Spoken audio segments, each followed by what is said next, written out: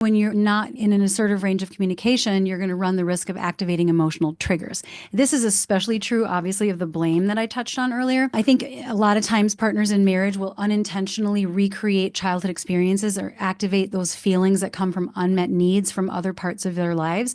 And that touches on areas of hypersensitivity that might not even be about you. It might be activated by you, but it's really something they came to the relationship with. And once the brain starts responding to programs from the past, the activated spouse is not going to be able to separate out what the past wounds from the current reality. They're going to start to respond as though something is happening now that happened before, but it's not actually happening now. And that's just how the reptilian part of our brain works, the amygdala. You can't tell what's real, like what's in the present and what's in the past.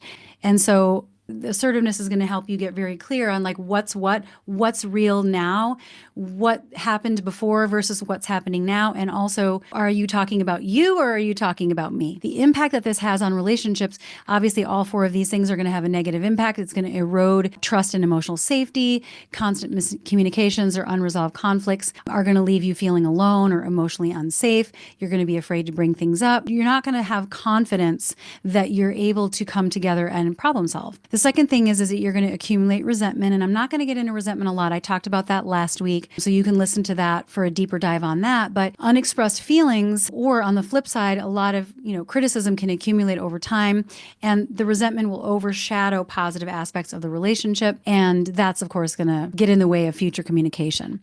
And then finally, I think the failure to communicate assertively leads to disconnection in the sense of whether it's defensiveness or blame, which makes you want to focus on being right, whether it's feeling misunderstood or triggered or simply overlooked, you end up feeling more like adversaries rather than feeling like you're on the same side of the table. You're going to be in self-protection mode and not have the benefit of feeling like you're together, working in a synergistic, collaborative way where you feel close, even as you might be disagreeing and working together. And to me, that's such a huge loss. Like if you both really love each other and you both really want to come out the other side, you both want to be heard, but when you're not assertive and you're not able to find that sweet spot of communication, you just miss each other in all of these ways.